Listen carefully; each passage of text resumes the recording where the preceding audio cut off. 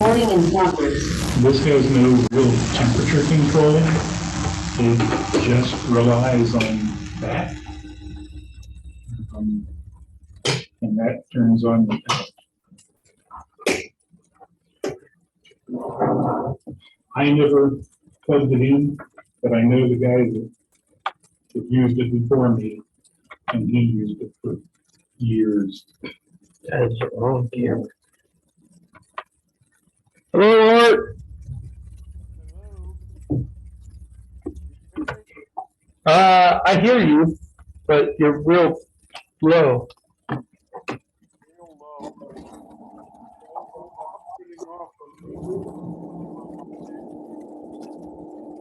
Yeah, we didn't get that one. I don't know what you said.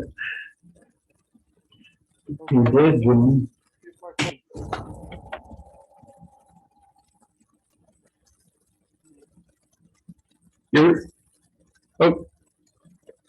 You're kind of bouncing around too.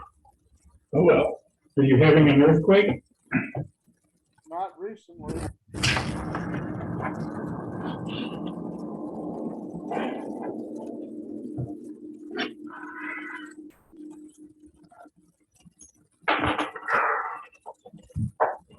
You hear me now? You're better. Can you hear me now? It's better. I thought the phone companies were filled with resale. Okay.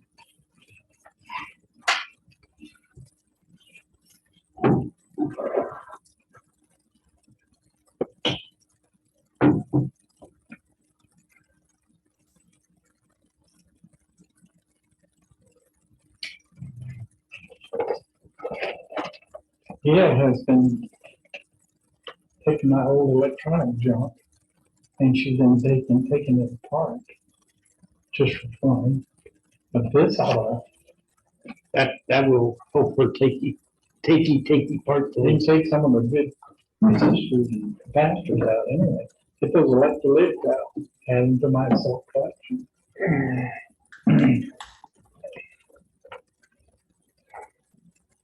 I have weird electronics going back to Wilson Electronics in Northgate Mall. You need cats, I got cats. Yeah, good. I've got a Wilson SWR, and it's several years old. Yeah. I don't know. Yeah. I have one that's a heat kit in the little box with, I don't know, 10 or 12 coils, I guess. Depending on what frequency you're connecting to. Really? Yeah. That sounds like a, it's a dip meter. yeah. You can do SWR with it. I mean, it gives you that. Good dip meter. Oh, okay. Ooh, you got good stuff. Never used it. Yeah. That's your really into stuff. Good dip meter. Everything else, just stuff. Yeah, I wouldn't go in. I've never used it. I've seen them come up at auction before, like at state sales, ham radio people. And I asked one of the older ones, what do you do with that? And he said, oh, those are really, really cool. For tuning an antenna. They work great, but 90% of the time, they sit in a box and do nothing. Mm-hmm. You're gonna build your own coils for shortwave receiver and stuff like that, or build coils for. It was designed for tuning the antenna. I don't have to get the length just right. Oh, okay. It does do that.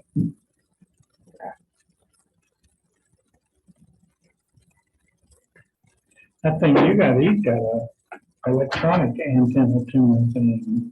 Leaving it. I do. Yeah. Yeah, you do. Oh, okay. I think I saw it, actually. It gives you the impedance. Oh, that's, yeah, that thing. The VNC or BMC? V, I'll look it up. It's does Smith charts and SWRs and dozens and dozens. It's a little handheld. It's actually a little bit smaller than the cell phone screen. Couple of antenna inputs. Tells you all kinds of stuff. You can chart the SWR, you can chart the impedance. Oh, that's wild. How does it give you the Smith chart though? You have to walk around the antenna? I don't know. I barely understand Smith charts, so I've never really. I've hit the button a couple of times and it'll draw a plot, but I don't really understand how that works.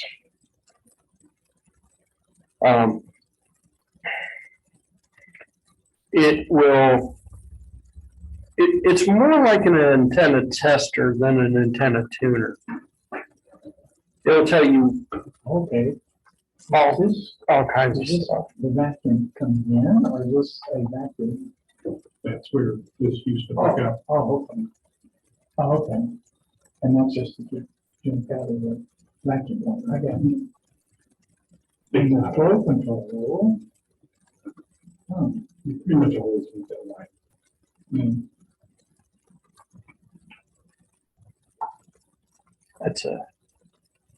That's a professional series. Mine's a semi-professional. Well, I've got one like yours probably too. That like on top of the soldering iron basically. Mine's the plunger type, but yeah. Yours.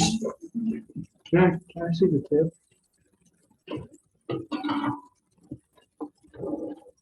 Yeah. See, mine's got a much wider tip. This is for delicate, small stuff. It came out of a company that used to rebuild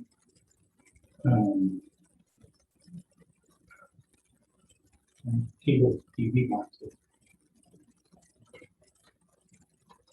And mine works on the smaller stuff, but you gotta kind of jiggle it a little bit to get it to heat the center up.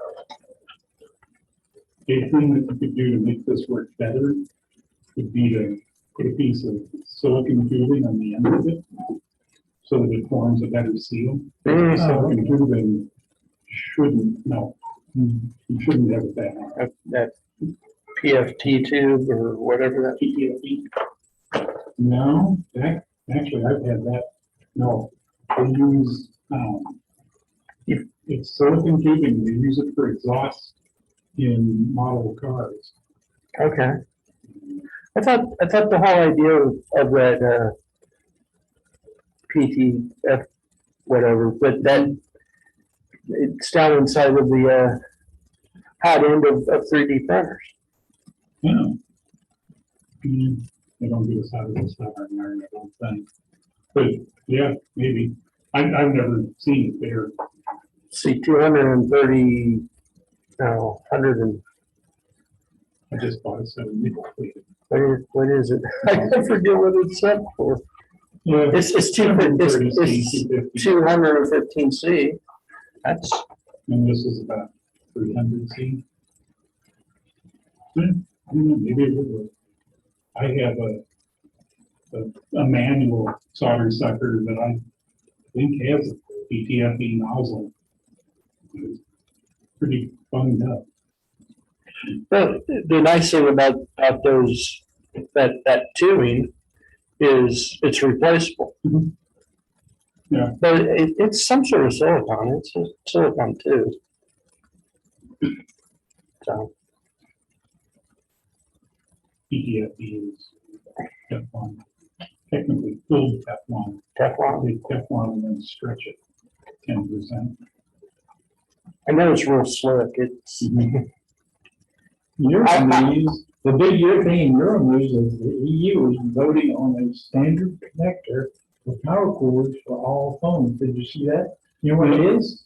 USB-C, Yeah. and I disagree with it. I hate USB-C as a power connector. Oh, I like a it. quarter-inch jack. Yeah, there you go. And that forcing them to use that on laptops too, which is, yeah, that don't work good. That's what my Dell has. My current Dell is a 5380 or something. And it is a big, massive 12th gen i7. It draws some serious power. It draws that all through USB-C. Yeah, I'm kind of surprised. I don't think they would blow. 2 hours and 15 minutes runtime from the full charge on the battery. That's how they can do it. It's a small battery. No, it's not. it's, probably Well, you got a couple of screens got to drive too. And you got to put that through a USB-C? Really? You really need a serious connector. 30 volts. My laptop is, I think it's a 30 volt adapter. So I'm using my old dock, which has a standard Dell power supply connected to an X19.1. I don't think that they boost the voltage, so maybe they should, but they lower the current for contact. I don't know. I think USB-C is too many tiny contacts and too fragile. I think everything that they're carrying on USB-C, plus add high voltage and low voltage on it, you're just asking for trouble. And having the voltage pins right next to the ground pins seems like a very fail-proof. Like that's where it's going to fail at. At Weisenfeld, we had a few that went out and didn't come back.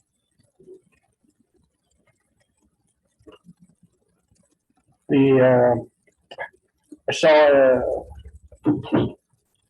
I think it was a Dell. I think it was a Dell all-in-one that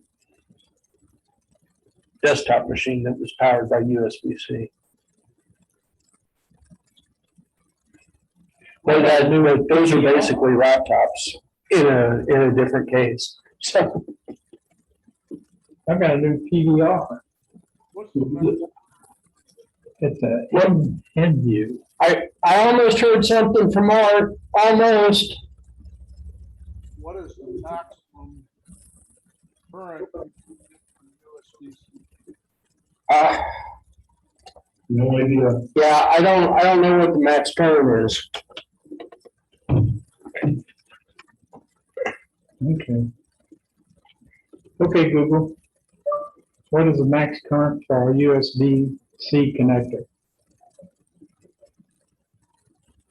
According to Digital Electronics, for example, USB Type-C alone can support up to 5 volts at 3 amps, while USB Type-C with USB PD allows the ecosystem to support several power levels up to a maximum of 20 volts at 5 amps.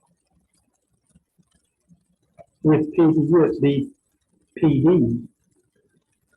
With USB PD, whatever USB PD is, but it's 5 volt 3 amps, the plain one.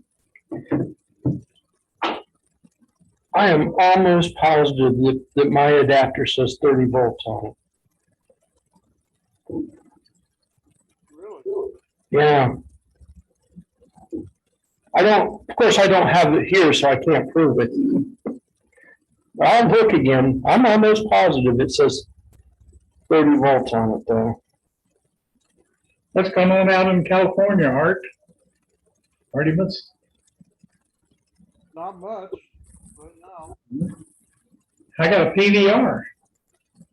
You got a what? PVR. Personal video recorder.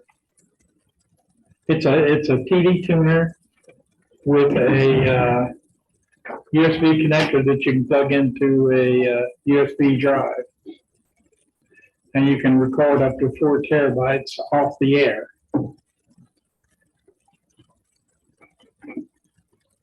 That's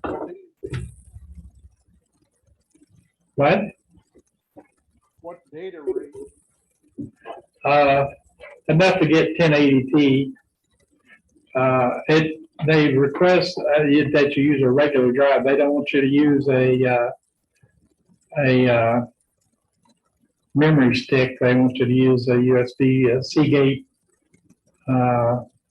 backup drive is what I use. That standard one that Seagate uses seems to work with that. Oh, the quality is amazing. I paid $25 for it. The quality is amazing. The recording mechanism is a little kludgy. You can look at for the live station, you can look at the schedule for the rest of the programs for the day, and you can select one and say, record that. And then record it daily, well, once, or daily, or weekly, and boom, you let it go. And I do listen to some PBS stuff, so Nova and Motor Week. So I set those up to record late at night. Because when it's recording, you can't use it as a tuner. Really? Yeah. But it's got a pass through. It's like a VCR. It's got a pass through. Mm-hmm. So connect up to the end and pass through to the TV. But actually, you can actually watch stations on the same channel. Mm-hmm. With a new TV, you have multiple stations on the same channel. Mm-hmm. Yeah. Yeah, I've got a Silicon Best tuner that's got it's dual tuners, and you can watch 14 things at a time if it's broken down to 7 per channel. It's pretty sweet. I've got that on a MIT box, and it's really nice. But one of the few things I pay for is TV listings, and they go out 3 weeks. So if I say to record something, it sees when it is broadcast. And so it does it for you. Yeah. Oh, cool. Yeah, how much does that cost? With TV? That's it's free. Yeah, how much does the record cost? Oh, Myth TV is a free software application that runs in Linux. Oh, okay. The tuner was, I don't know, $60, I think. Oh, okay. And the listings that I pay for is $15 a year or something. Not much. Cool.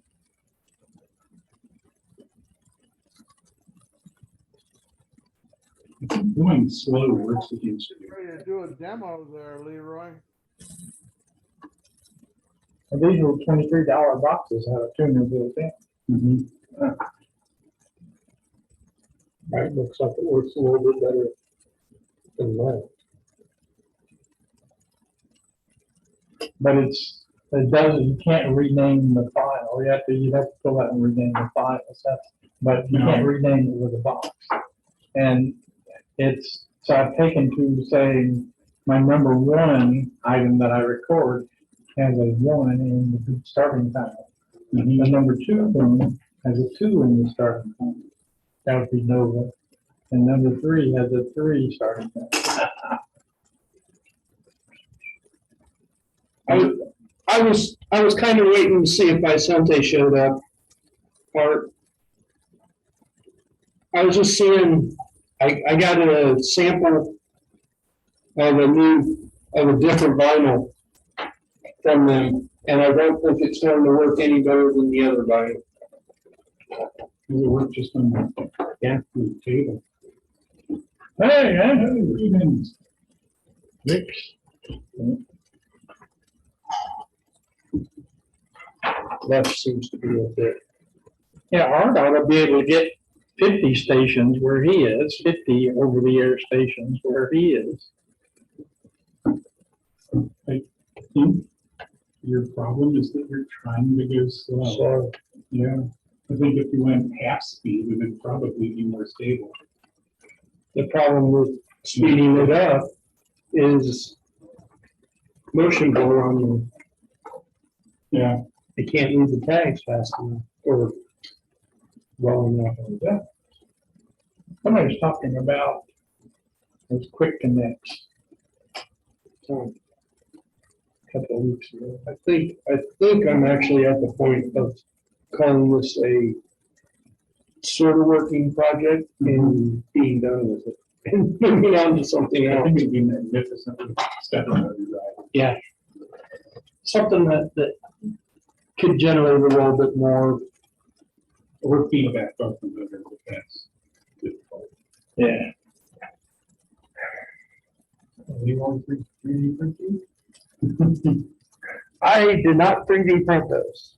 I'm not sure that my 3D printer could do that. Mine good.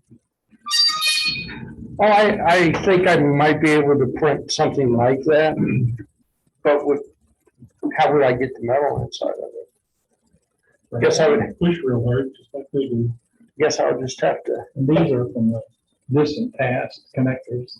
That's how the telco uses those. Those are called UR connectors. They're not distant past, they're still in production and use. I've got the special pliers for Yeah, well, they're for use in outdoors. Mhm. So that's really unique. If the phone company uses them, that's serious. It's just you stick one in this way, not that way. And you can crimp them together. Three ways. Steve says it does have grease in it, so when you crimp it together, it puts grease all over the copper to keep it from corroding. And you don't strip the wire or anything. Oh, you don't strip the one? Oh, okay, I didn't know it. And it's an insulation displacement connector.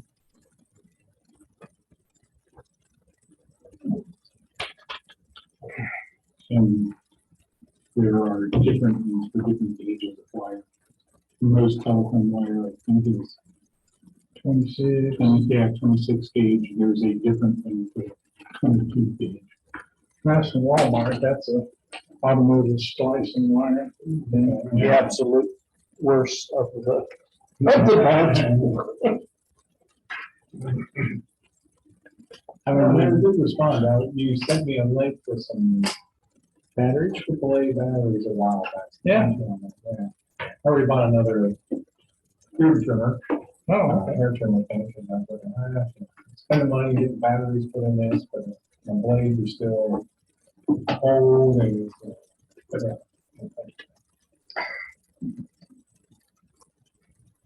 Yeah, I use these. The worst one of the bunch. Everybody's used the worst one of the bunch. Hey, because They're also there. And they're cheap. Yeah, you're looking at that auto Took a while. My, the Crown Vic that I got now, I took the radio inside and I actually soldered the wires together and heat shrinked it. Did a really good job. It's not coming out of there. I actually pay for the connector kit usually. You can buy the plug. Yeah, well, that's Just about everything, yeah. that's the, but I saw in the white car, I just had wire nuts on it. Mhm. And I said, no, I'm gonna do it. So I took it inside and I soldered it all up and heat shrinked it. Yeah. So if I'm gonna do it, I might as well do it right. I bought one of those little protein soldering irons at one point, just to put in a stereo and do it what I thought was the right way. And I finished up with it and I put it in the back of the car. And digging around a couple of months later, I come across the toolbox that it's in. The glue on the two-piece tank couldn't handle the heat in the trunk. And pop, it was in multiple pieces. It was a weller. I mean, it was a good one. I got it at R&L. I took it back to him. It wasn't under. That's, yeah, I just took the connectors out, just took them inside and said, oh, I'm doing this.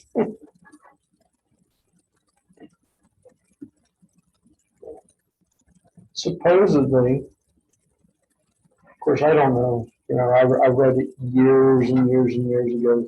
Supposedly, you're not supposed to use solder in cars. Well, That's pretty much what I thought. Worst is going to happen is the stereo stops working yeah, because of bad solder joints. Who cares? Fix it. well, think about the solder points on the back side of the dashboard. There's many. That's, and On the other hand, I had a Chrysler Town and Country that I had to resolder that dashboard repeatedly. I was going to say, the White Crown Vic has a resistor, a main problem throughout, up to that year. This resistor has bad solder joints. It's easy to fix. Well, it's easy to fix if you can get it out of the dash. Mhm. Can't get it out of the dash. It's a pain in the, but it causes the dash lights to flash even if the car is off. Mhm. The Town and Country, my dad's got a Town and Country with every feature. The leather seats, the heated leather seats. And when you click the beeper, the seat moves to your position, and the mirrors adjust and everything. Oh, crap. There's so many things to break in that. And sure enough, after he had it, I guess 5 or 6 years, it started doing weird stuff. It would flash the dash lights. It would open and close the locks. How that's tied to the dashboard, I never figured out.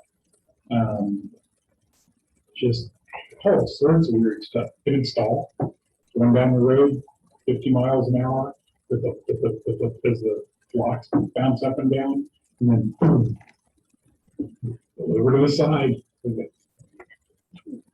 Luckily, the Crown Vic didn't suffer that particular issue.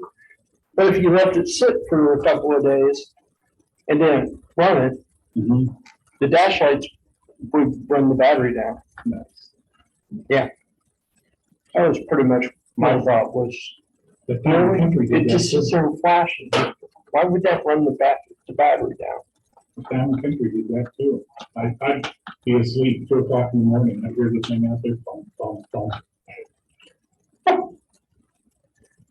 And every time it did that, the interior lights would come on because they were tied together. It got They gave that car to somebody. it got to the point where right before I got rid of it, junked it, sold it to the junk dealer, I had seriously considered putting a battery cutoff switch because it would kill the battery just being. I was like, putting a battery cutoff switch would be easier than trying to get the dash out to fix the problem. Because I spent the first 3 months that I had that car, I tried my best. You've got to take the freaking column out to get the dash off. I'm like, it's just not, that's not going to happen. I'm not doing that. Luckily, bad wasn't that bad. Like 6 screws and you could get out if you needed. But it was where the connector plugged into the back. when everything was in, that was under tension. And it just Yeah. the solder. I think that's probably what happened with this, or what happened. Oh, Where are you in the living room? Yeah, Art didn't freeze. yeah. It, you know, those cars have been in service for many years. The problems of them have been well documented and the fixes have been well documented. I mean, if anything happens or anything goes wrong with that car, all I have to do is get on a Crown Vic, you know, forum, Mhm. and the answer is right there. Of course, some of the answers are take the column out. No. I watched a video of a guy doing it. He did it in about 10 minutes, and I'm like, at the end of the video, he goes, "Oh, by the way," That's edited. yeah, no, he said, "By the way, I've done hundreds of these." So he knew exactly how to do it. I mean,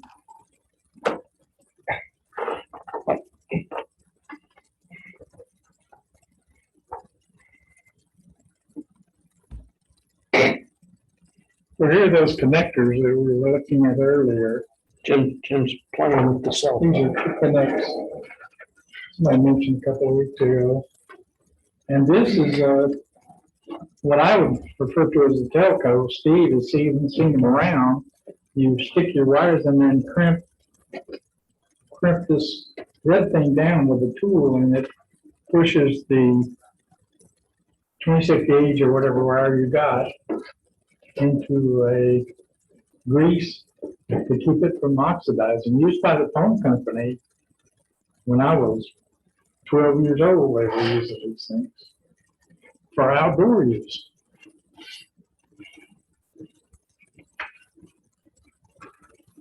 And this is your old Walmart connector, automobile type splicing, which Leroy detests for some reason, which I certainly would understand.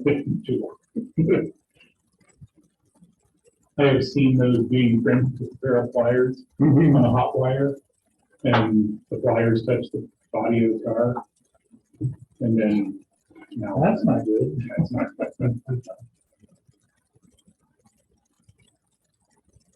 I figured out that when I just set up Zoom and used it, it's that easy.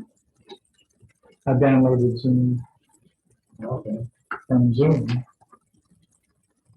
and it needed the permission to get to the camera. And Why did you do it?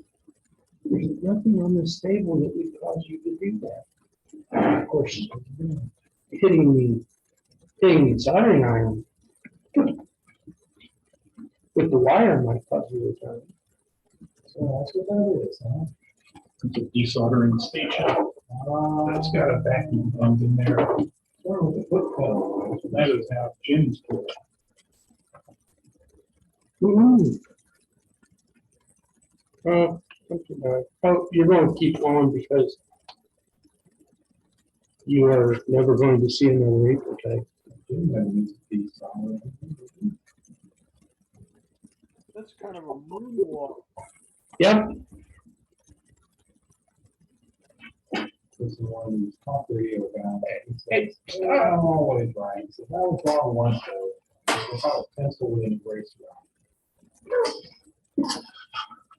I'll never use that. okay, how would you an Android, with all those to pull down, get to a menu? 3 bars generally. Okay, that down there, No, up there, then not there. just tap Oh, and then click the stuff. And more is over on the other side. Forgot about that. I can share my stupid screen. Oh, yeah. Oh, there's more. Oh, cool. That's handy. We need Oh, meeting settings. Okay. you can't share your stupid screen because I didn't turn on share the stupid screen. Oh, I mean, you slip them up. You slip back. And a good Baptist would say you backslid. I backslid. Yeah. There, now you can share your stupid screen if you want. I really didn't want to, I just wanted to bust your chops. Okay, I don't have that as an option. Okay, meeting settings. But that's, okay, that's good. I'm learning about swiping the screen. You know, what I might do, Steve, you remember the slightly larger Mecum wheel robot that I've got? I may just try to move all this over to it. It's because it's got stepper motors. It is. So I'm going the other way. I've got a handful of stepper motors out of old floppy disk drives. Tiny. Dig around. Yeah.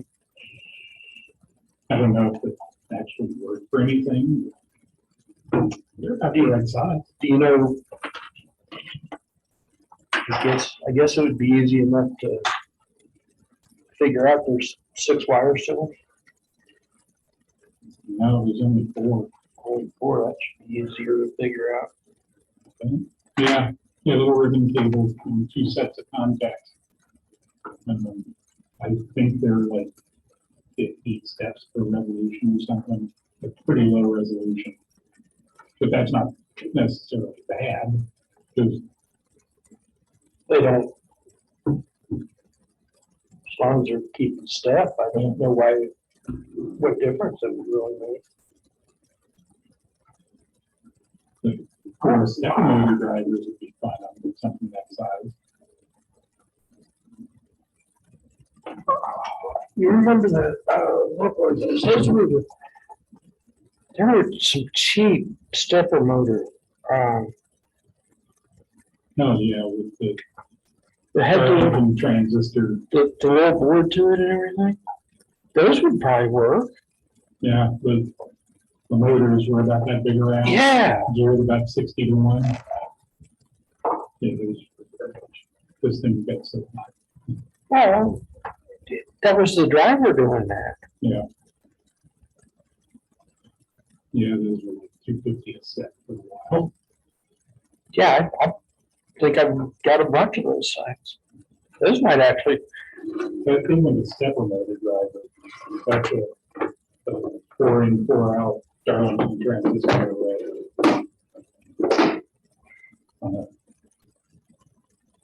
It's 14 pin chips, so there's a bunch of chips, like pins that don't do anything. Yeah.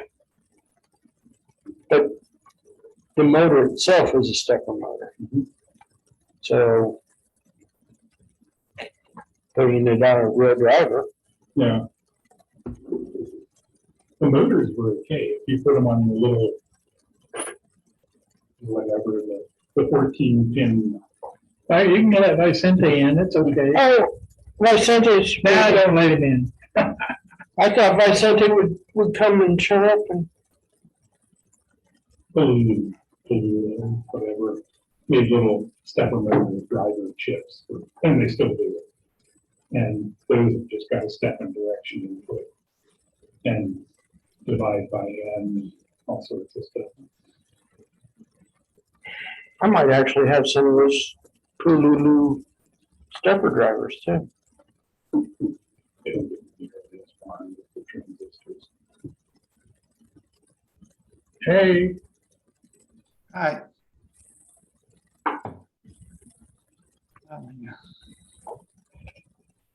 About 2 weeks ago, I was all set to come to the meeting. I was like, I'm gonna wait a baking. I was just working in the yard. I gotta take a COVID test. COVID, huh? Yeah. Congratulations. Yeah. You survived. Yeah. I had to take 5 days off of work. On the third day, my boss goes, well, how are you feeling? I go, I just got back from a 9-mile bike ride, so I'm feeling okay. Patty, when she got caught COVID, she actually made more money not working than she did. Really? Yeah, I'm not real sure how that happened. She submitted the paperwork though, because they would pay her one time to do that or whatever. And when she got the check, it was almost $200 more than. And the thing was, is we looked because I was like, I bet they didn't take taxes out, right? Took taxes out. Yeah, okay. I don't know what they did. Joe's taking care of you. Ah, Joe, This- go chief.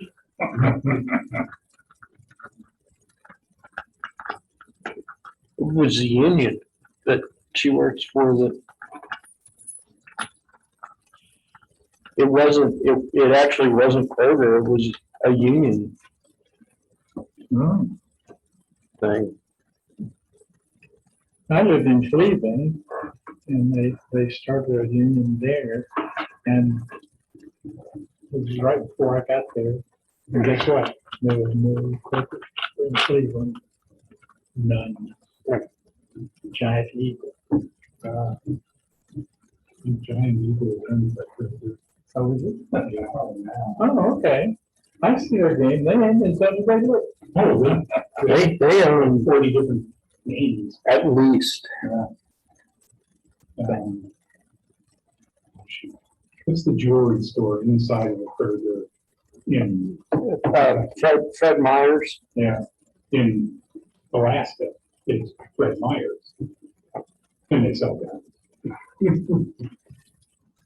You'd almost, And it makes gun, fishing pole. simple, Um, they would almost have to. I mean,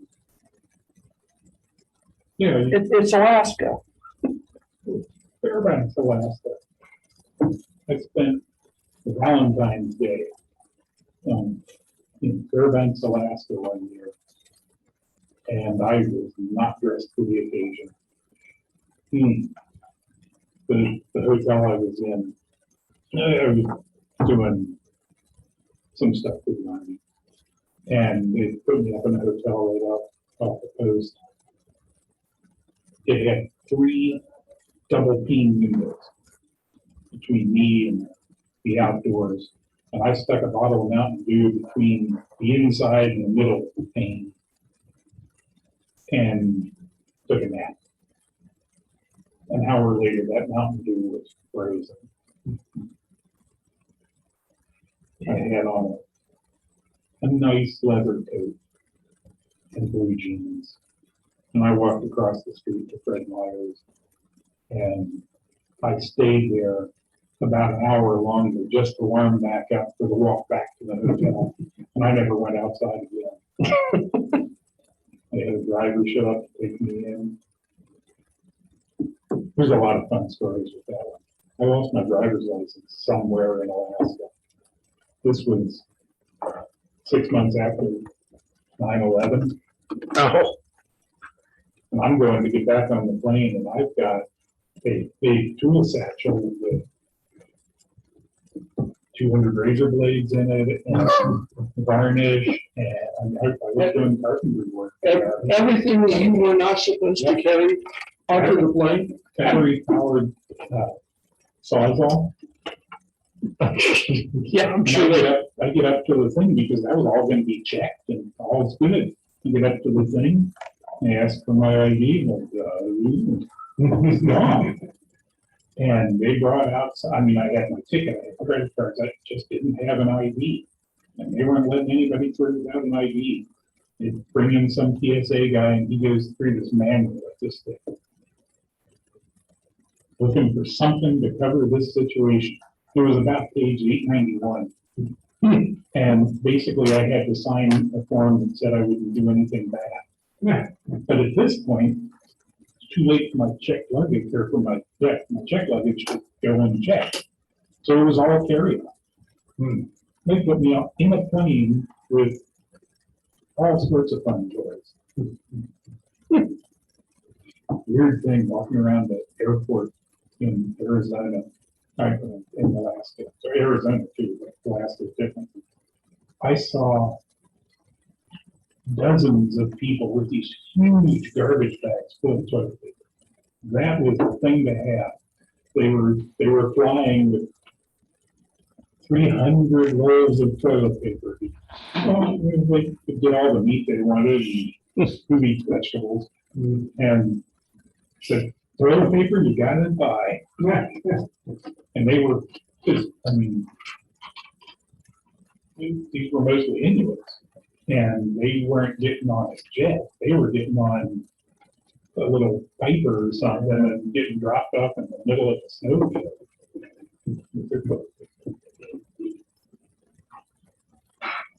Plane had skis, it didn't have wheels.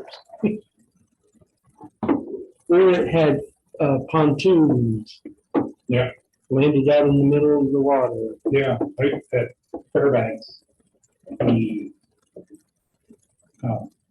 the airport had a water strip next to the runway. It was a little frozen at the time.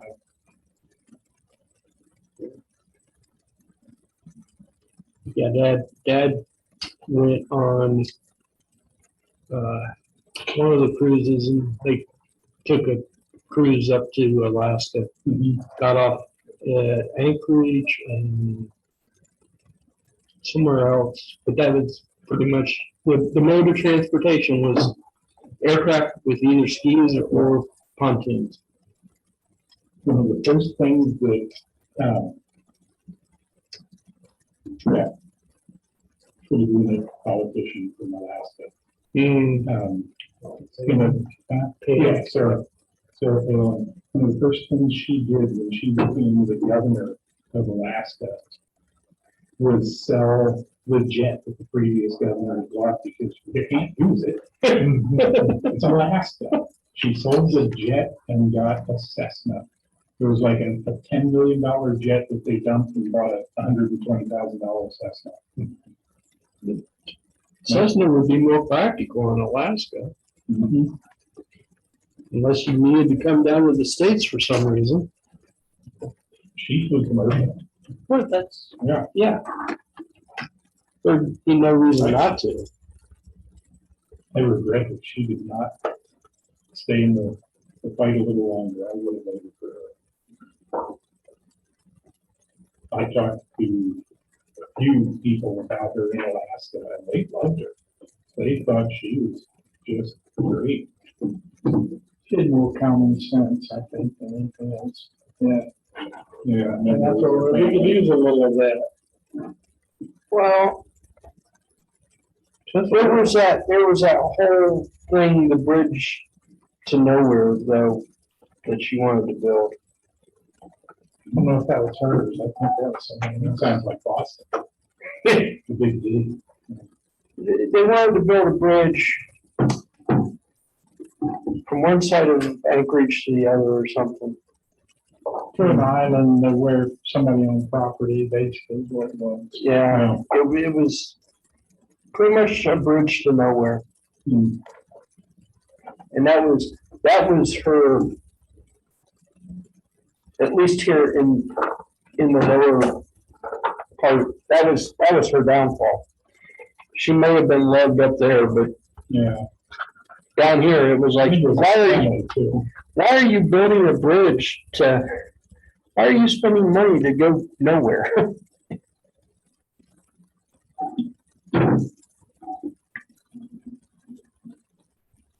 That's pretty much the only thing I remember about her, really, was. That's a shame. There was one thing that moved around quite a few times. For Thanksgiving, she was pardoning a turkey. But in the background, you can watch them slaughtering other turkeys.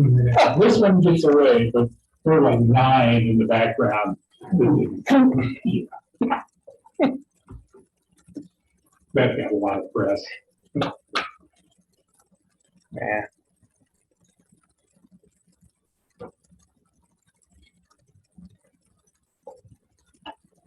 If you ever get a chance, go to Juice Turkey Farm down in Kentucky. You won't know. Oh, you know, You never go. he said, I'm gonna I'm gonna start a turkey farm. Yeah, well, you know what you need for a turkey farm? Cows. Cows. Because you raise the cows and the cows poop and the turkey eat the poop. Okay. That's how they feed the chickens would. Oh, that's an interesting story. My cousin, he worked at a university, and his whole job, they raised chickens at this university, and his whole job was to kill the chickens. Done that. It was some sort of weird research grant that they had, and his whole job was to kill chickens. I grew up on a chicken ranch. We kept about 3,200 hens all the time. And, yeah, I slaughtered a lot of chicken. Every chicken was one hand. Pretty much, we did, we had a turntable with 8 funnels on it.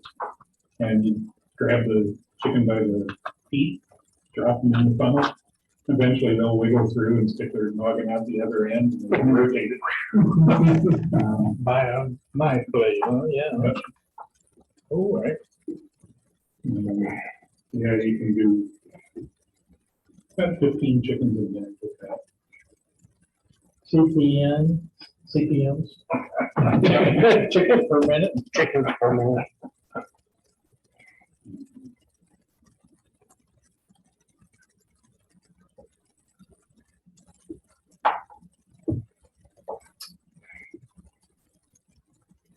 So Vicente, you doing anything with your projector for Halloween?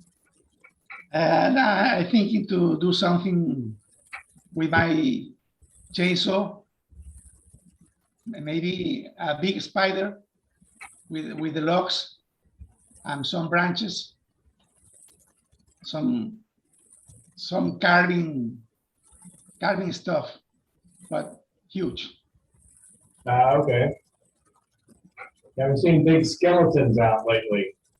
Okay. Like, yeah, 12 footers, 15 footers.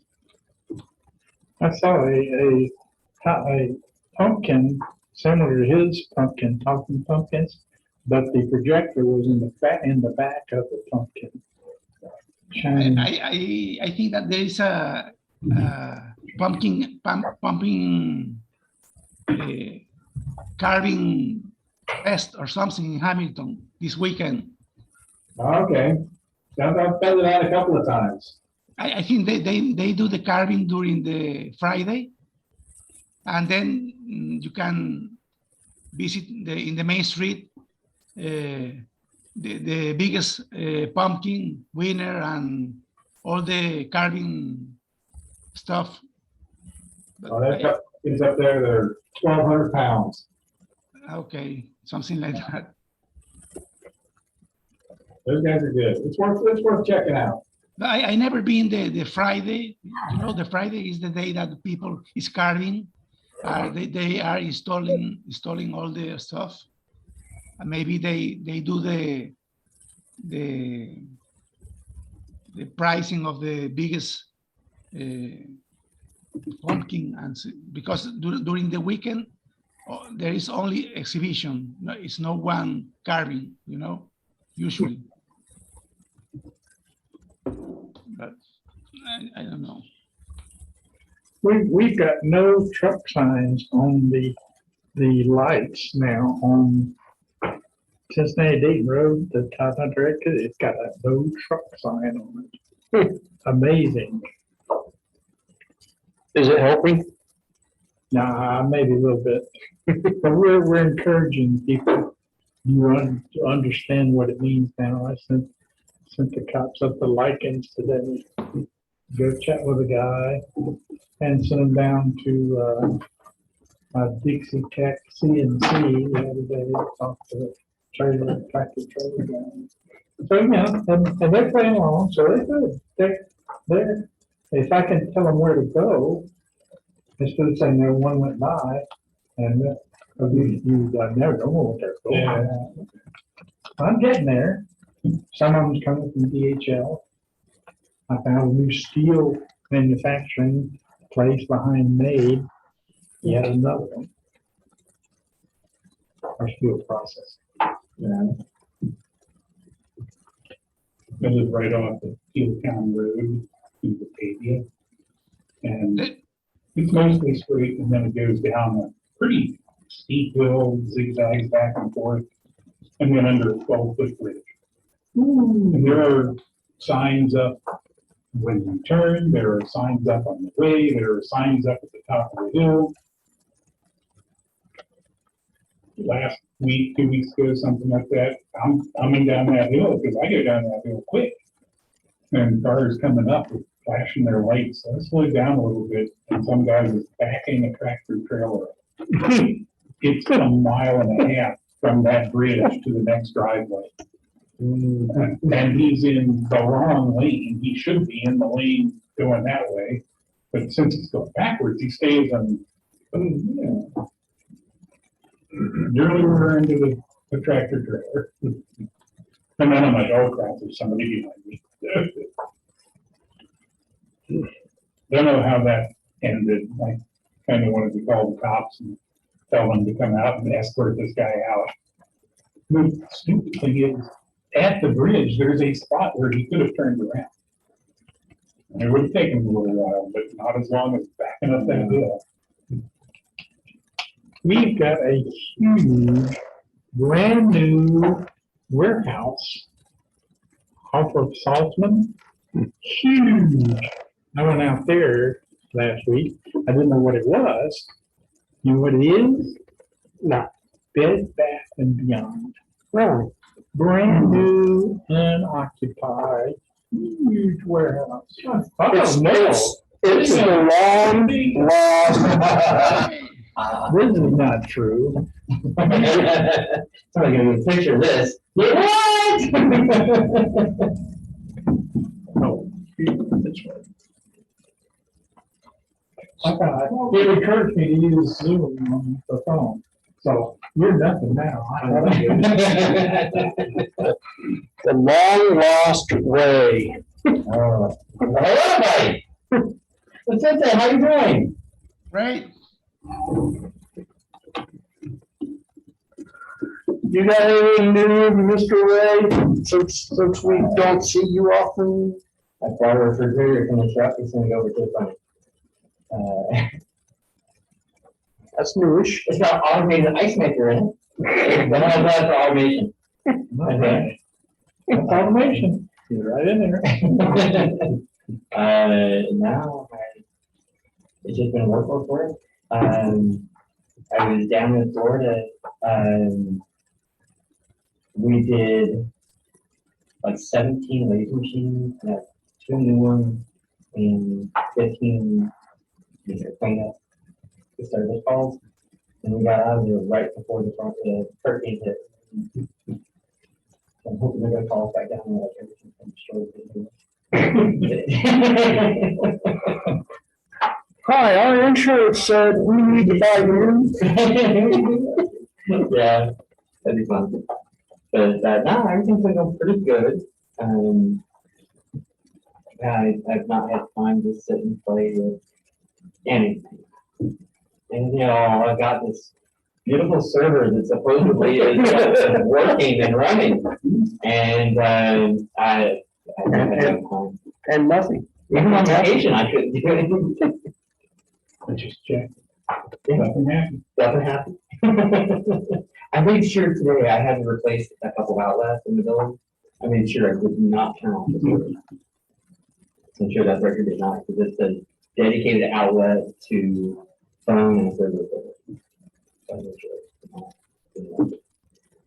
Put one of those lockout things on it so that you can't turn it on. Cannot be turned off. Never turn it off. I do have a big old battery. You put them in one at a time. Down here, right? But I want to make sure those things work before you're testing them on the server. So I think they need some battery replacement. Batteries are pretty cheap. Batteries Plus is, they have good prices. and they'll take the old batteries for free. You know, I would have joked about, hey, there's a project for you, but no, I'm so happy with what you've already done so far. I don't want to put through nothing else. Oh, that's easy. Only case open, put it battery. Usually it's a little Active panel, panel. one's free. You're inspiring me to put another iron in the fire. Usually, on a few of mine, we've got the two batteries taped to a plastic blade that has contacts on it.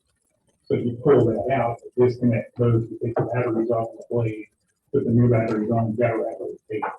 But that's, the packing tape is pretty tough.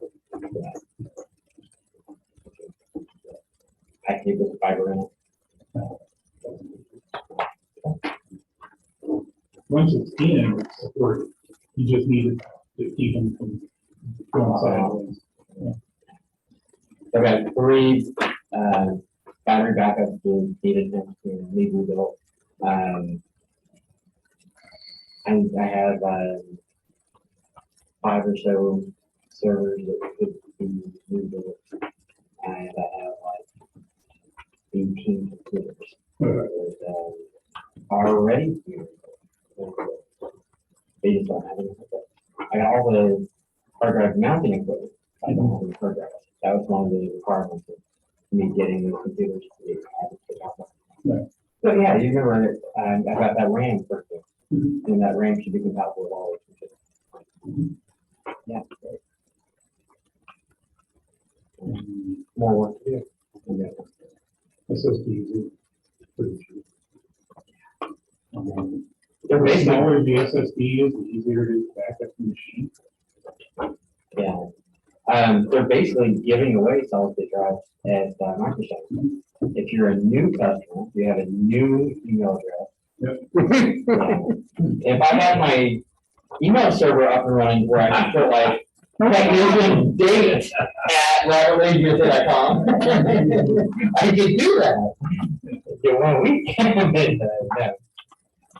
You can add a dash to your email address and add whatever you want after it. Most places know that that is a thing and won't say anything. Some places strip off the dash and put after it. Yeah. In Linux. I'm not trying to rip off anybody. Yeah. Several email addresses.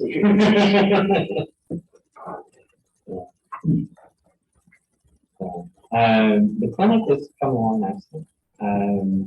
We just had a bunch of it repainted on the inside, just a bunch of touch-up paint. So wherever there was like big rough scuff marks, anything chipped away the paint, nail holes, all that stuff is completely done. It looks nice. We got a whole bunch of chairs. A medication refrigerator, a break room refrigerator. Just kind of work on it. You can start releasing now. No, I actually bought the building for the intention of making it into urgent care. And then I have a physician's assistant, a doctor, and I have more employees. This is getting weird, right? So you're now into Now the I do medical, yeah. So I am the majority owner of the urgent care. So, yeah, it seems like, wow, but it's not really that big of a one. It doesn't take that much money. Don't record this. It doesn't take that much money. It just takes a lot of jump through hoops. It takes years worth of jumping through hoops. And about $50,000 in addition to the space. But it's like, you're not allowed to do this stuff unless you have a space. And the space has to have a whole bunch of regulations. But the space that, I bought a space up in Kettering, up north, and we thought we were going to rebuild it, renovate it into becoming an urgent care. And after looking at it, I was like, this is a nice building. Right as it is, it doesn't need to be rebuilt. Let's see what else is there. And the same real estate agent's like, well, I do know of this other place, but I didn't want to tell you about it unless, after you bought this one. Pain in the ass. You knew about a better place Just wanted to make sure I bought the first one.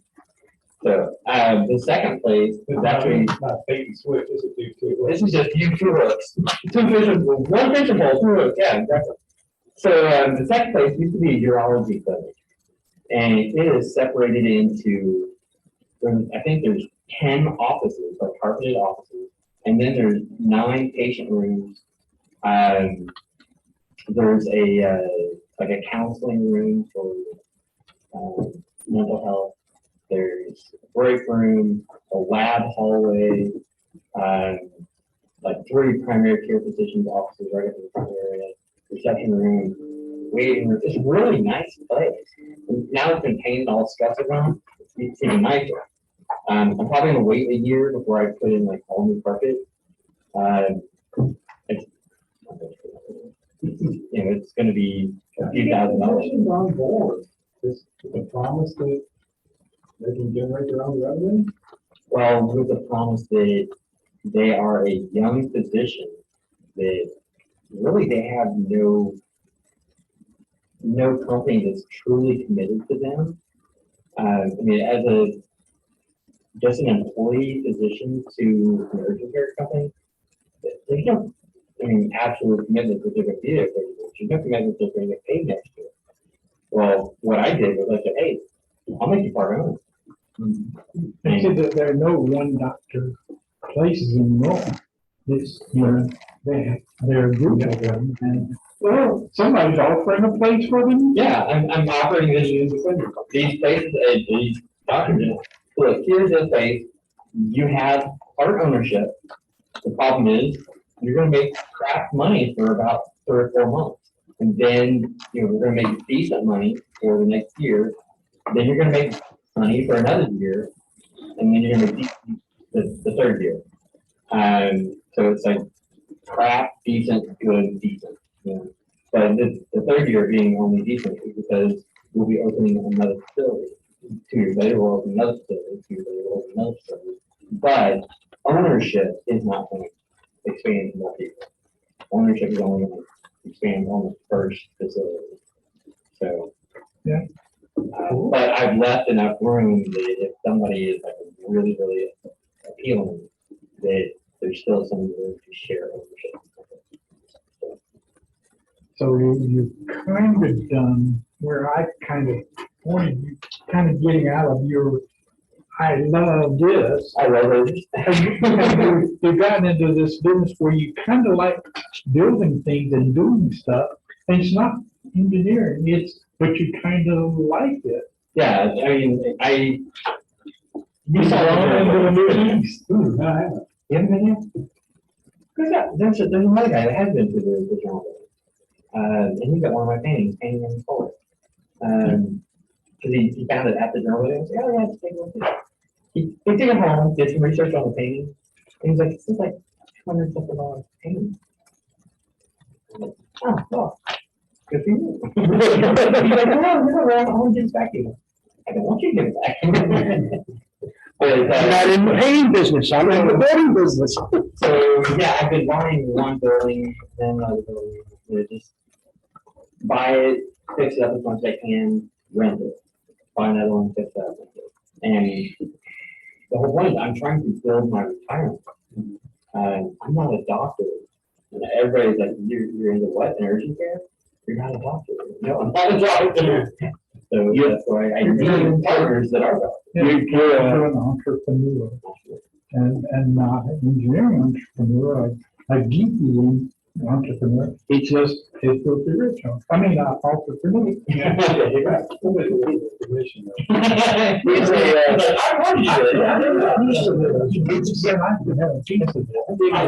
and I'm buying this stuff in my square foot. Oh, I know where it's going. I know exactly where it's going. Your job's more admin than. It has gotten that way, but when I get back to lasers, it's definitely that. Yeah. And, yeah, and then I'm still working on the 1300 volts, the EPA problem. Yeah, still working on it for a while. But it's like call up the gas company, have them install it. Call up another company, have them install it. They install something else, and I hate it, and I end up rebuilding it. we're looking for more. But I'm at home for several days, and I thought I'm gonna try to push all of my projects to push hard to do my projects. And Carol called me up today. She's like, "Dear God, today's Wednesday. You have a robot meeting. You need to go to the robot meeting." And I was like, "Really? Okay. She's like, "You need to do something for yourself. Delegate a meeting.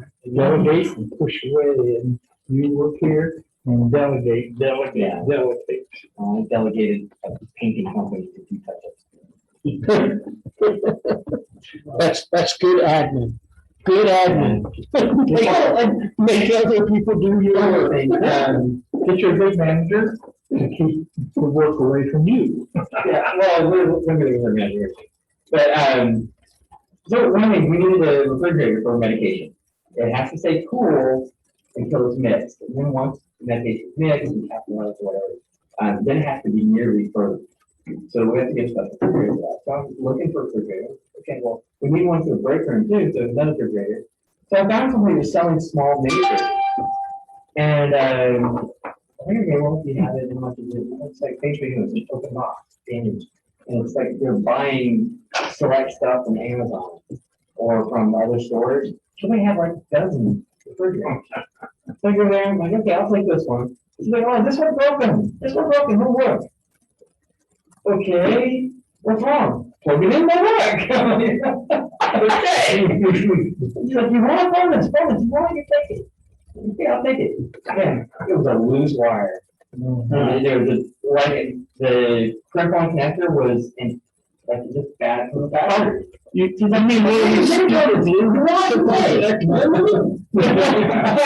go over, I'm like, yeah, I think we'll fix this. She's like, you want more? Okay. So now I have 3 extra spare mini fridges. Mini fridge business. You're killing us here, Ray. You can have a mini fridge for $20. Hey, you know, there used to be a little refrigerator store on Central Avenue. I'm sure you could get that building. I brought. Don't encourage you. I brought and I told them about some things I wanted to do. So they're going to give me a price, and we're going to get some of that, back on track. And so about something I wanted to do, start the company to be in the basement. I'm like, there's somebody who wants to come in. Oh, yeah, that's up on that. Okay, well, don't give me a call. We're trying to get things back on track. We're just been so distracted by it. Major topic, a friend who spends a week of his vacation going to Indianapolis. He lives in Missouri. He spends a week up there doing woodworking. So he's like a master. They have carving classes, veneer classes, turning classes. His pastime. He's taking classes or he's teaching? He's taking it. Yeah, Okay. he's been doing this for 20 years. He's got all these classes. In his last class, they were building lasers. Okay. Yeah. Like assembling, repairing, or the They bought a kit with a laser, chiller, power supply, stepper motors, and all that. And like building an X-Card version of a laser? yeah, so they're using their woodworking skills to make the platform for it. And in the cabinet to hold the electronics is all handcrafted wood. And I went up there and just knocked them out. These guys built a couple of them from kit. And so he's going to teach them. And A diode laser? okay. I've seen a lot of, I don't know if you're familiar with an X-Card is, but it's an extruded aluminum frame bearing, stuff motors, controllers. Yeah. And then That's what they do. instead of using a router and a bracketry, they put a diode laser on it. There are some decent kits out there that they're using flying optics and side mounted CO2 laser. But it's open frame, it's dangerous. Putting that. Okay, this is part of helping out at work. Just, it scares me sometimes. I'm telling you, it scares me. Oh, I'm so, Getting some of the thin stuff, grass. grass is really good, like copper. Yeah.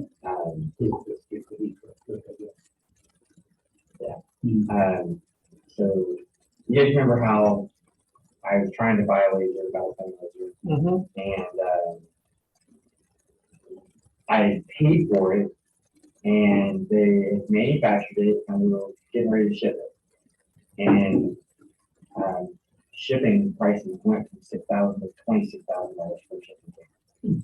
And my one laser required 1.5 shipping containers. Yes, the other laser required half shipping. So that was the first one, really, really big. And 50 grand for the shipping. for the shipping. But the one laser needed 1.5 shipping containers. That is just massive. Okay. So we told them to put this on hold, and after like 9 months, they're like, "Hey, Ray, we're gonna sell these lasers, your lasers, to someone else." They kept my money in escrow as a credit. So what we're gonna do is we're gonna buy 3 smaller lasers, and that's something else until like we're to do now, because the shipping prices have come back down to, in some cases, $2,000 for shipping. Really? Yeah. Oh, wow. And in other cases, it just depends on where it's going. It's going from Qingdao, from one of the other ports to LA, or is it going all the way to New York? I don't know where at California, or is it going to Vancouver? So like the cheapest that I saw, like I almost did for $2,000, but still, to get 2 shipping containers, the total of like 14,000 is the 40-foot high tube. But if I only use 1 shipping container for the 3 small machines, I think I'm gonna do that. And those are metal cuts. Yeah. But I've always spent them. They got my money, and that's where they had the 2.5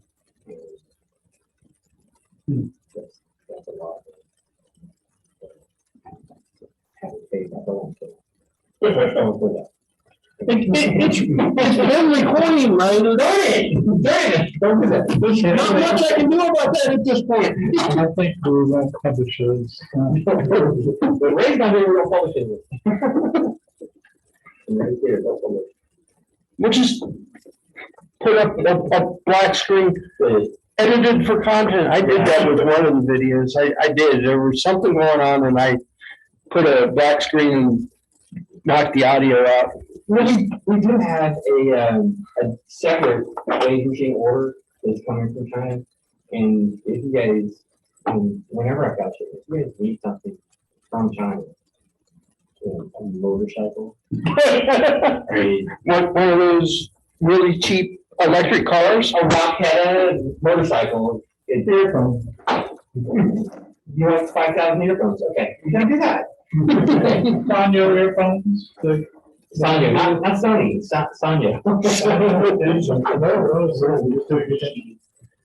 12 horsepower van.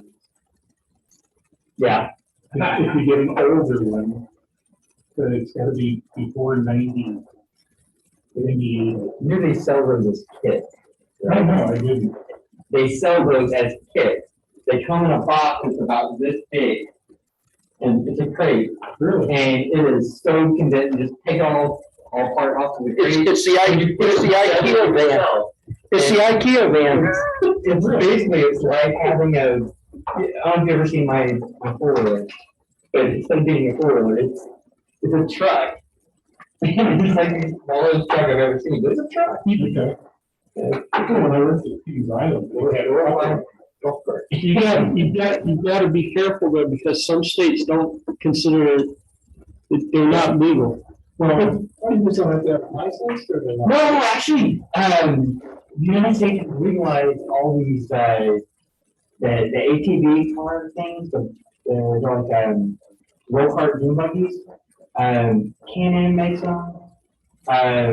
People would take them out on like the big trails and stuff, and they're doing, 50-foot, 100-foot jumps. Like, they're not pros or even good amateurs. They're just the first they ever drove those things. When they're out driving these power sport thing, they got like a 600cc engine or something on. Paying $15,000 and $25,000, $30,000 for it. Yep. And they weren't street legal. Now they're street legal. But Some states are still not street legal. I was watching a video about them. North Carolina, South Carolina, Virginia. I know the street legal. I was watching a video about somewhere, you can probably bring them here. I can get my 4-wheel state. I had to because I had to get real estate. Yeah. But they needed the VIN number, the plate, and a permit for me to ride it. That's how my wife tricked me into going on the levels for shoes. They got a 4-wheeler park. There's 300 something acres. They really like this 4-wheeler. The levers are true. It wasn't a 4-wheeler true. I was watching a guy on YouTube about. I love you, Carol, if you ever see this. I was watching a guy about one of those weird truck van things. He had it imported, and when he had it imported, it was legal to drive in his state. But by the time it actually got to him, they had made it illegal, and he was fighting. He was fighting with them and saying, it should have been grandfathered in because he had ordered it like 2 years before everything happened. And but I order all these machines and I order the shipping. And then, it takes months of manufacturing, and they put all my stuff in a shipping container, and then they're like, and now your shipping has changed from $6,000 to $26,000. That's mean. That's not like you have 4 months of progress and admin happening, and then you're like, now your price has changed from 6 to 26. That just I was really shocked. it was like, once the inventory's done, it's done. I'm done. Come on. Yeah, like 15 ways to be. We got my win. I'm done.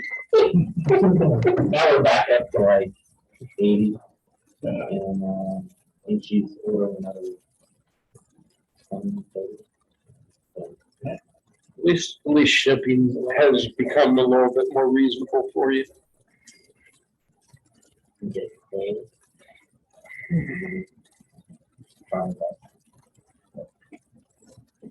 But yeah, I bought the figure out today. 80 years old. Gone home. Right? Happy birthday. Able-bodied.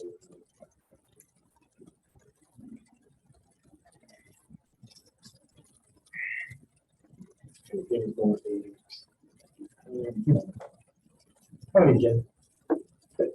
Hey, we learned about mapping the IP address to the MAC address. It was in my router, which don't work under DHCP. It's under a networking option or something. They list them all and say, click that and say, match it, MAC address. Doing. Huh? Who's a different MAC address? No, he wanted the same idea issued to the cameras. Lock the IP address because DHCP was messing up my cameras. I'd get a different address sometimes. Okay. And my iSpy couldn't handle that. Some of the other software couldn't handle it. You change the IP address, it finds the cameras. But the IP, the iSpy is fixed. They're not going to try to find a particular camera MAC address. So the DHCP servers are the router will handle. They should travel will handle. You pick it out, say, Look at that is, there's the MAC address, it's a, Reserve this MAC address for, no, this just, IP address for this MAC. yeah, but say, do it. Now, the bad part is reboots the router every time you add one. Okay. It's 5 minute wait.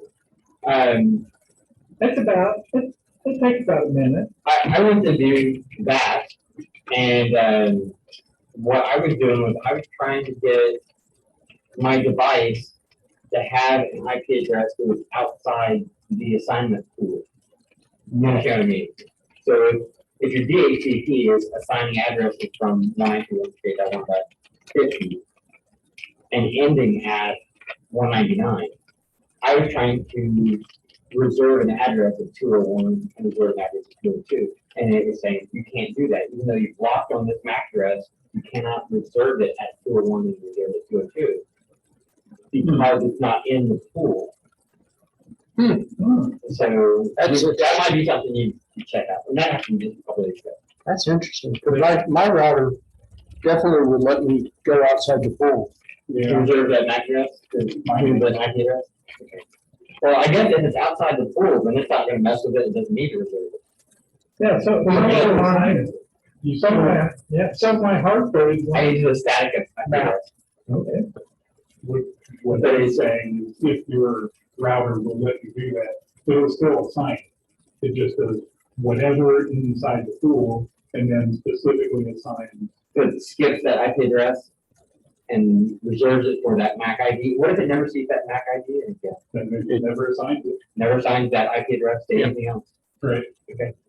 Yeah, I would think it looks for that MAC address when it's coming up and assigns it. But if And it it, goes through the list of assignments first and does all those, and then everything else is coming. If you had a computer or an IP camera or something that you wanted to do that, and that camera went bad, and it never saw that again, it would never be. never assign that IP address again. Yeah, and you would know it. You would know it because, you know, that IP address would just not show up anymore. Usually if it lets you do that, you can also assign a name. And then you can address the camera as a front door instead of 192.168. That's my, Which I've been taught, thank you, don't use 192.168.1. Never do. that, See, just don't. I didn't say that word. which one? That one? No, I changed it from the 192.168.200 that Cincinnati Bell gives to 10.10.10. Oh, the other home Yeah. dealy bobs, yeah. There's a third one too, that someone got with 40 addresses. It's 178 something, Yeah. yeah. You could, the ESP32s, when they come up by themselves without connecting anywhere, they usually are 192.168.4.1. So they're in their own little pool. My favorite, 127.0.0. Yes, I love 127.0.0.1. One. Dot. I think that's an automation joke for everybody's watching. You got it. Look, local host, 127.0.0.1 is your local computer. If you're on your computer and you try to ping 127.0.0.1, it's pinging your own node. So you go to any computer and you try to, it's home, it's that. It's this machine. It's that machine. It's that machine. It's kind of like when you go and you see a shirt that has Morse code for da bit, da da da da you know, what's it say? It says nothing. Literally, NOTHING, nothing. So it's those codes. Like, what's your shirt saying? Really, it says. you go to a bar and you say, what's the Wi-Fi password? You have to buy drink first. That's the password. That's the password. Yeah. You have to buy drink first. The Basically, that's what you have to buy drink first. CDOS run DOS run.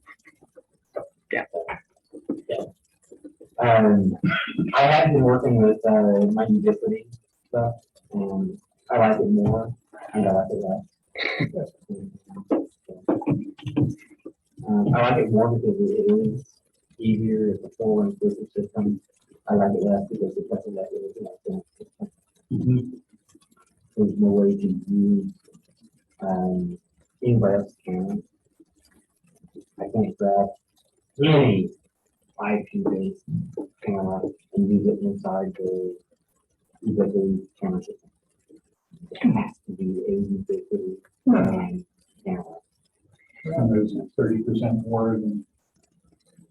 I would spend the money if it was only 30%. That's nothing. You can go from $29 for a sample starting item to $300, $400, and $3,000 per camera. He's talking he's not talking 30%. He's talking like 3,000%. It's crazy expensive.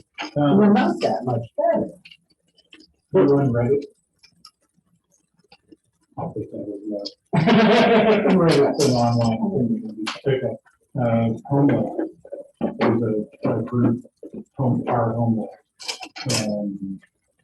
It's people buying, selling, trading, and a lot of stuff shows up.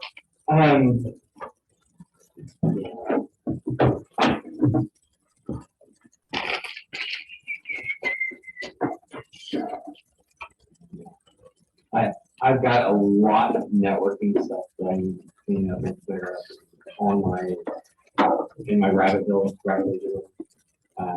I'm going this week to do networking up together to add some networking. Basically, I rebuilt the network. I got lucky.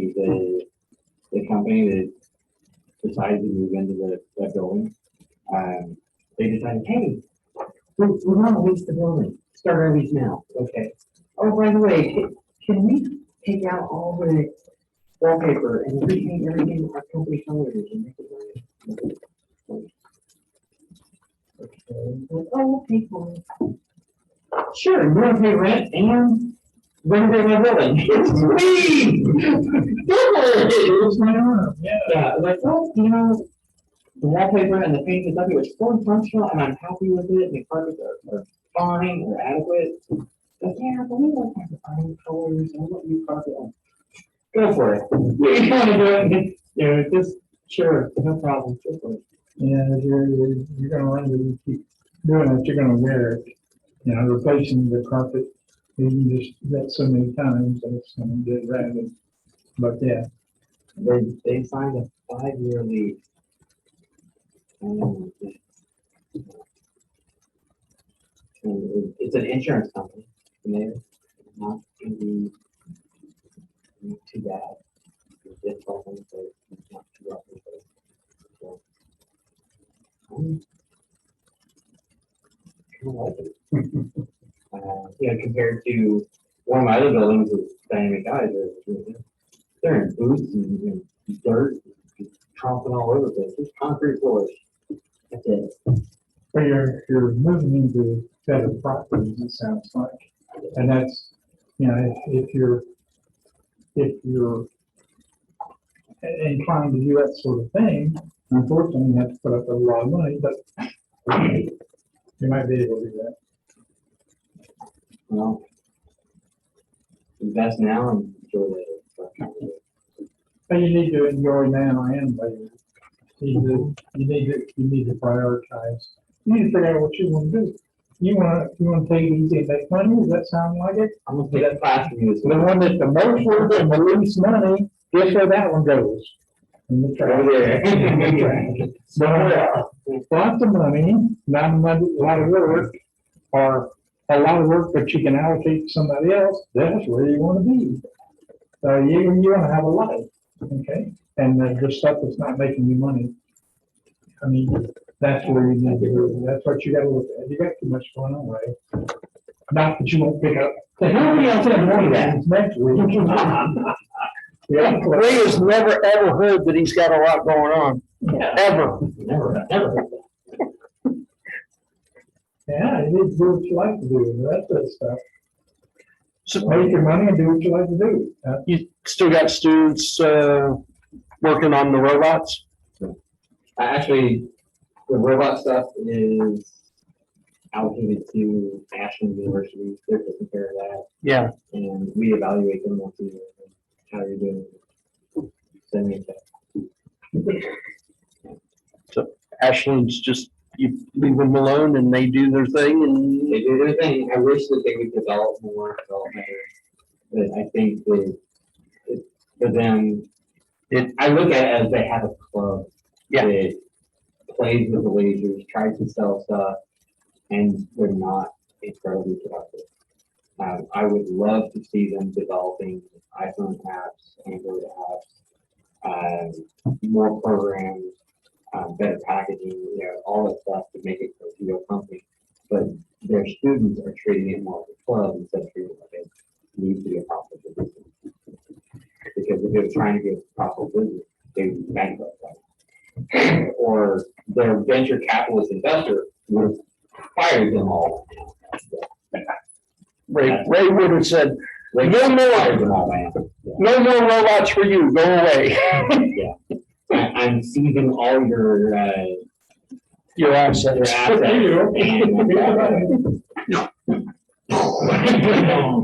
the sheet. From there, I'll help you select the ones you did that. And it's easy, I mean, you just need somebody to talk to them. Is part of the problem that there's an overturn in students, or is it just they that they? claim that they got enough overlapping time to train anybody that might be floating out as a graduate, are they gonna be there for another year of the master's program? But if they're there with like a grant or scholarship of like, hey, you're in this robotic company development thing, that how much time are you really devoting towards it? They're like, oh yeah, thanks for scholarship. What have they developed? Yeah. I told them last time, like, I would love to see an iPhone app or an Android app. Or both. Or both. Well, how fast do you want that? Well, if I were running a company, I would say 3 weeks. Yeah, like yesterday. If we're running, this is a college thing, you damn sure I'll be able to get this within 6 months. By the end of the semester, give me an app. These are not business people.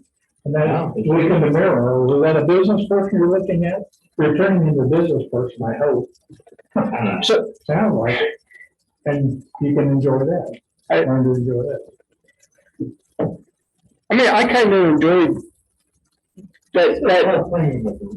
Well, I enjoyed that time that I spent just talking to the students and showing them some stuff.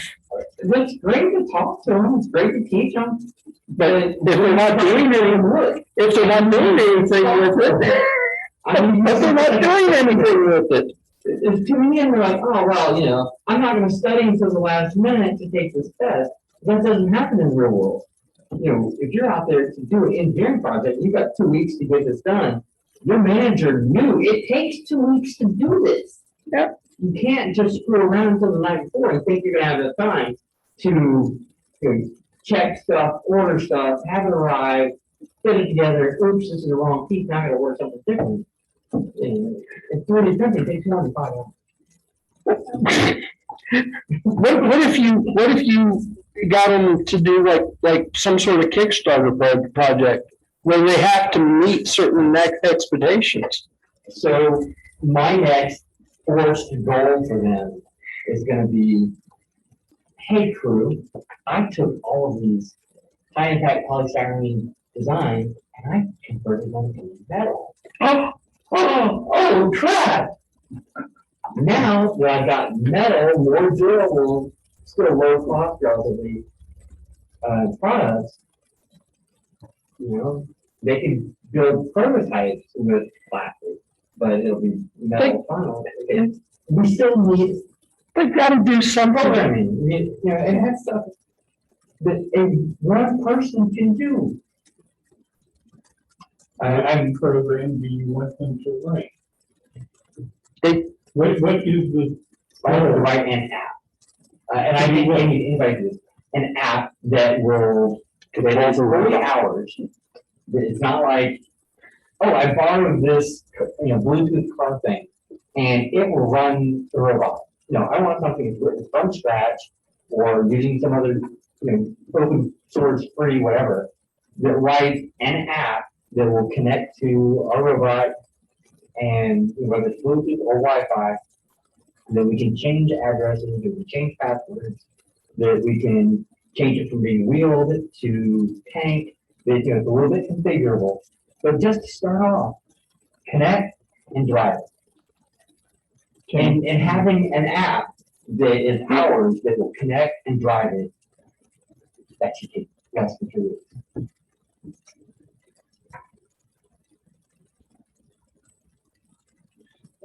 I would agree with the 3-week part, but it shouldn't be terribly difficult. If I sat here and said, I'll give you $500,